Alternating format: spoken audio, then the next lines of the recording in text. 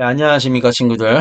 오늘은 30차시입니다. 근대 문물의 수용과 간도, 독도 관련된 내용을 같이 한번 살펴보도록 하겠습니다.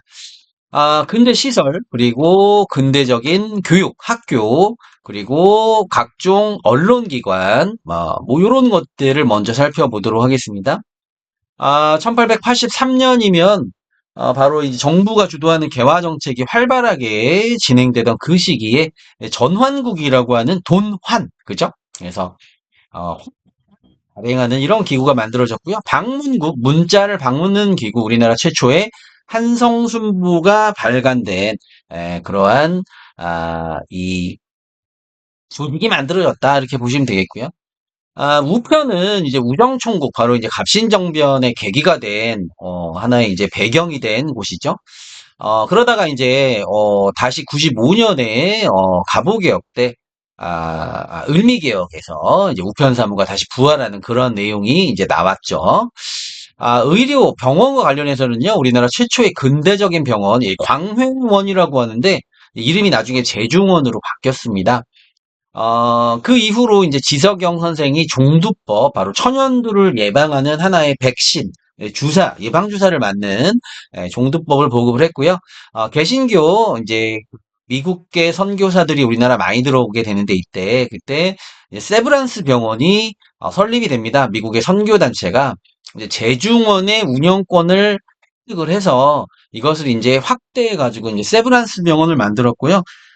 그리고 이제 이 마찬가지로 이 외국계 선교사들이 만든, 이, 지금으로 따지면 대학이죠. 전문학교, 바로 연희 전문의 연과 세브란스의 세를 따서 지금 현재 연세대학교가 되었고요.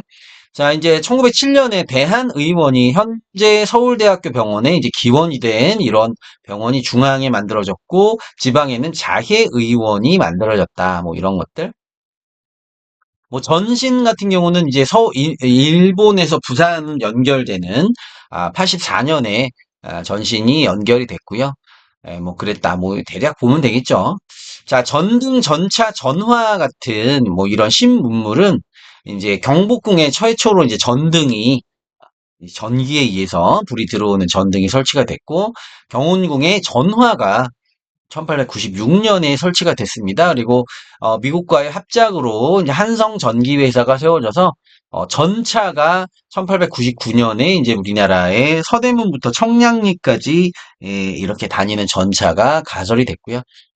철도는 일본이 이제 어떤 제국주의적 침략을 할 때 이용을 했는데, 이제 최초의 철도는 경인선, 서울에서 인천 가는 거죠.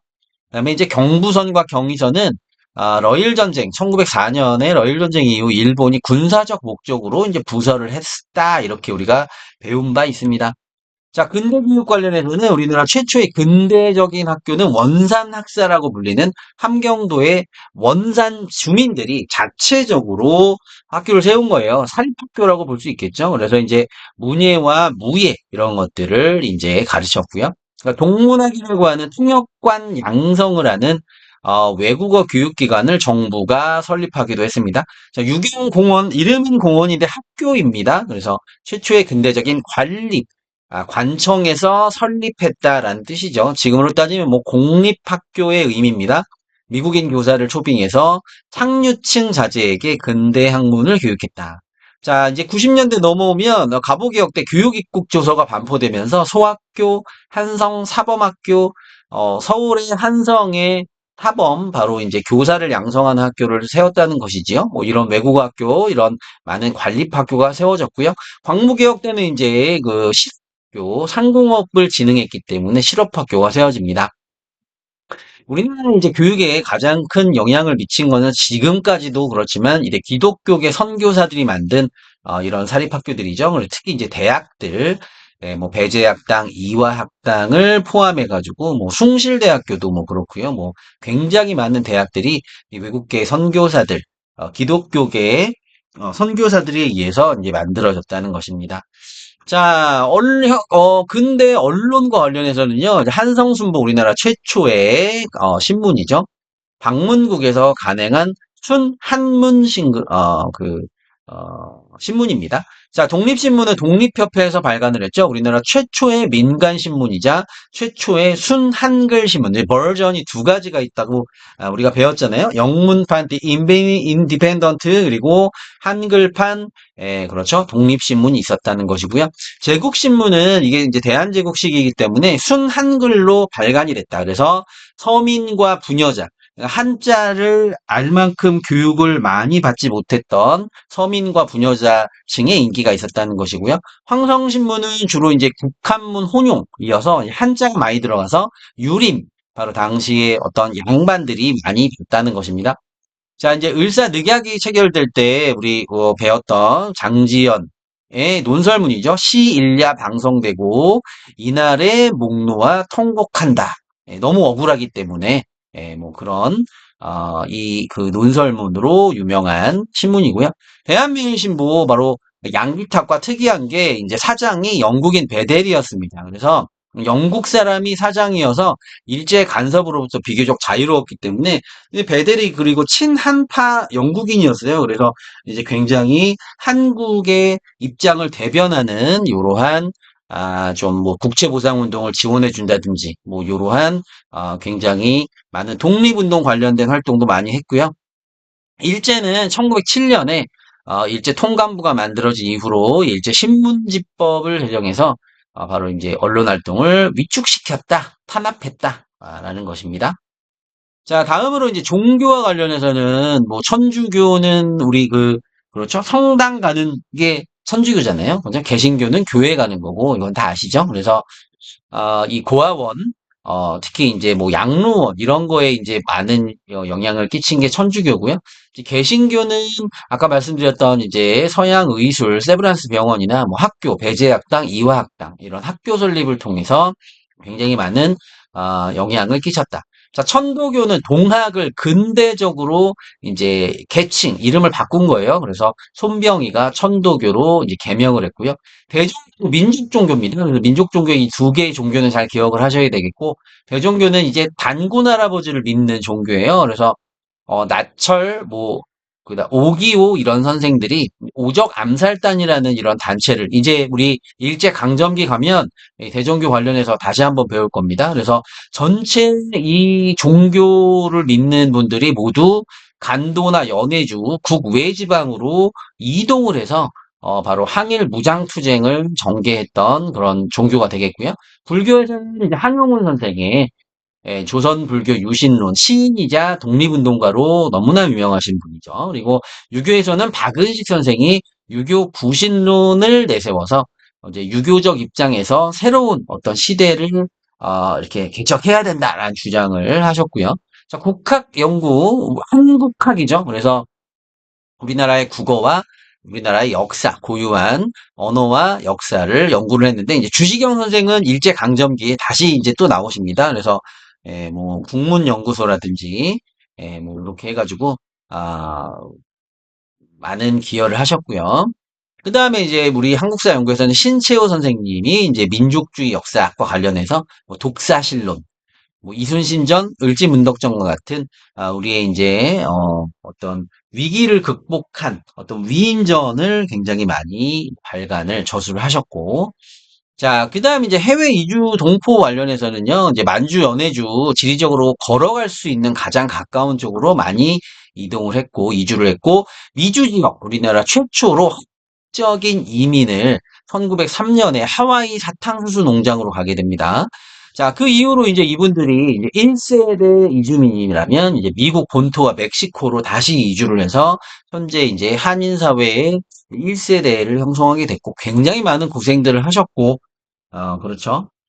자, 간도와 독도 마지막에 영토 관련된 문제인데요. 간도는 바로 여기 이제 우리가 만주 지역을 이 간도라고 부릅니다. 그래서 동간도, 서간도 요렇게 이제 백두산을 기준점으로 했을 때 요렇게 부르는데 백두산 정계비를 백두산에 세웠어요. 그러니까 우리나라 조선인들이 요쪽이 이제 중국의 변두리 지역이었기 때문에 땅이 없는 가난한 농민들 여기 이주를 해가서 막 살았다는 거죠. 근데 이제 너무 많은 사람들이 건너가서 도대체 정확하게 어디가 경계냐? 중국과 조선의 경계 어디냐 해서 백두산에 경계를 정하는 비석을 세웠는데 거기 뭐라고 써 있었냐?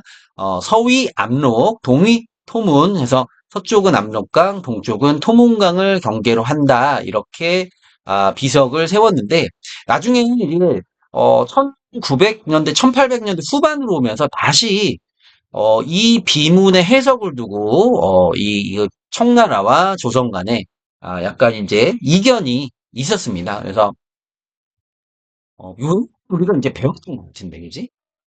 그래서 이제 간도관리사를 1902년 바로 대한제국 시기에 간도가 우리 땅이라는 의식을 가졌다는 것이죠. 그래서 이범윤을 통해서 이제 간도관리사, 일종의 이제 지방관을 보냈다는 것이고, 하지만 이제 1909년에 이제 일본이 만주의 철도를 부설하는 권리를 얻는 대신에 이제 1909년이면 을사늑약으로 외교권을 박탈당했을 때잖아요. 그래서 일방적으로 이 일본이 이 간도에 대한 어떤 그 영유권을 청나라에 넘겼다는 겁니다. 근데 이제 전익도 선생님이 이거 말씀드렸던 것 같은데 을사늑약이 당시에 이제 대한제국 황제 고종의 서명 날인이 들어가지 않은 국제법상 무효라고 있잖아요. 그러면 이 을사늑약에 기반해서 체결된 간도 협약도 무효가 되기 때문에 이 간도가 누구 땅이냐를 다시 우리가 논해볼 수 있지만 지금 현재 상황으로서는 우리가 이제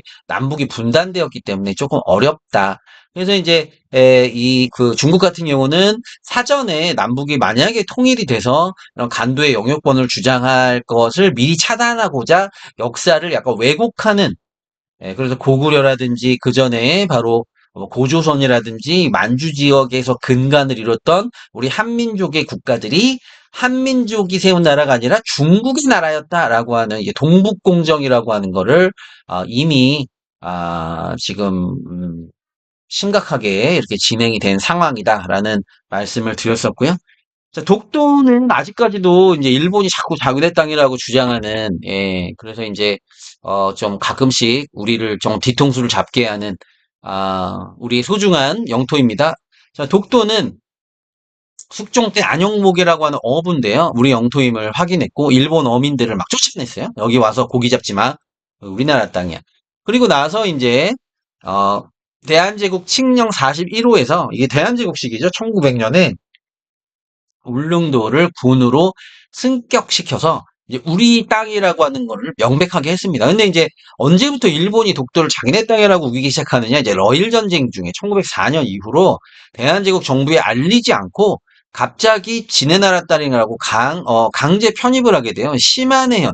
그러니까 일본에서 가장 독도에서 가까운 시마네현 고시 제40호. 그러니까 시마네현의 어떤 지방 법령 같은 그런 개념으로 독도는 시마네현에 포함이 돼 있다. 이렇게 해서 국제법상 명백한 불법적인 영토 침탈을 했다는 겁니다. 아직까지도 자기네 땅이라고 이렇게 막 억울하다 막 이렇게 피해자 코스프레를 하고 있는데 독도는 우리 땅이라는 거 여러분들 다 아실 겁니다. 여기까지 해가지고 우리 1학기 내용을 마무리하도록 하겠습니다. 여러분들 한 학기 동안 고생 많으셨습니다. 안녕.